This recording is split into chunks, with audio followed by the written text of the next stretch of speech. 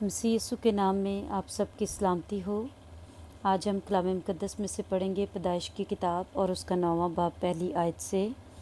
और खुदा ने नूह और उसके बेटों को बरकत दी और उनको कहा कि बारवर हो और बढ़ो और ज़मीन को मामूर करो, और ज़मीन के कुल जानदारों और हवा के कुल परिंदों पर तुम्हारी दहशत और तुम्हारा रोब होगा। ये और तमाम कीड़े जिनसे ज़मीन भरी पड़ी है और समुंदर की कुल मछलियाँ तुम्हारे हाथ में की गईं।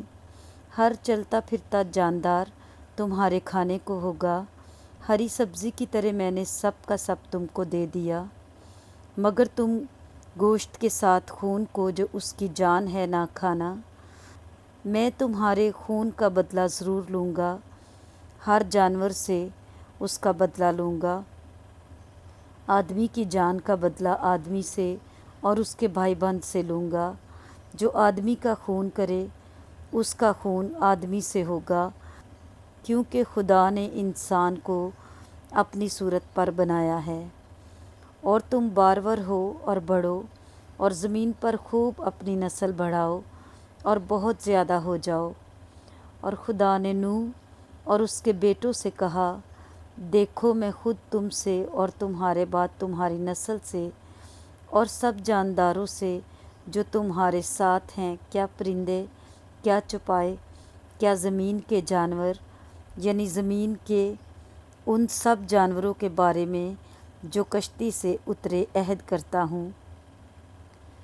मैं इस अहद को तुम्हारे साथ कायम रखूँगा कि सब जानदार तूफ़ान के पानी से फिर हलाक ना होंगे, और ना कभी ज़मीन को तबाह करने के लिए फिर तूफ़ान आएगा।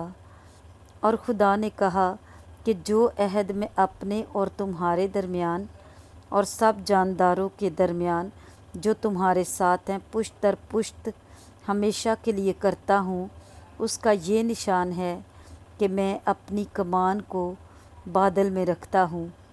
वो मेरे और ज़मीन के दरमियान अहद का निशान होगी। और ऐसा होगा कि जब मैं ज़मीन पर बादल लाऊंगा तो मेरी कमान बादल में दिखाई देगी, और मैं अपने अहद को जो मेरे और तुम्हारे और हर तरह के जानदार के दरमियान है याद करूँगा। और तमाम जानदारों की हलाकत के लिए पानी का तूफ़ान फिर ना होगा। और कमान बादल में होगी और मैं उस पर निगाह करूँगा, ताकि उस अब्दी अहद को याद करूँ जो खुदा के और ज़मीन के सब तरह के जानदार के दरमियान है। बस खुदा ने नूह से कहा कि ये उस अहद का निशान है जो मैं अपने और ज़मीन के कुल जानदारों के दरमियान कायम करता हूँ। नूह के बेटे जो कश्ती से निकले सिम, हाम और याफत थे, और हाम केनान का बाप था। यही तीनों नूह के बेटे थे, और इन ही की नस्ल सारी ज़मीन पर फैली। और नूह काश्तकारी करने लगा, और उसने एक अंगूर का बाग लगाया, और उसने उसकी मैं पी और उसे नशा आया, और वो अपने डेरे में बरहना हो गया। और केनान के बाप हाम ने अपने बाप को बरहना देखा और अपने दोनों भाइयों को बाहर आकर खबर दी। तब सिम और याफत ने एक कपड़ा लिया और उसे अपने कंधों पर धरा और पीछे को उल्टे चल कर गए और अपने बाप की बरहनगी ढांकी। सो उनके मुंह उल्टी तरफ थे, और उन्होंने अपने बाप की बरहनगी ना देखी।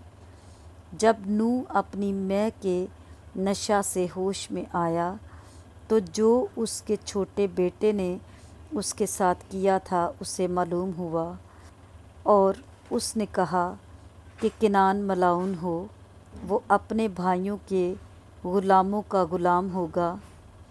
फिर कहा, खुदावन सिम का खुदा मुबारक हो, और केनान सिम का ग़ुलाम हो। खुदा याफत को फैलाए कि वो सिम के डेरों में बसे, और केनान उसका ग़ुलाम हो। और तूफ़ान के बाद नूह 350 बरस और जीता रहा, اور نوح کی کل عمر 950 برس کی ہوئی، تب اس نے وفات پائی۔ پاک کلام کا پڑھا اور سنا جانا ہم سب کے لیے باعث برکت ہو، آمین۔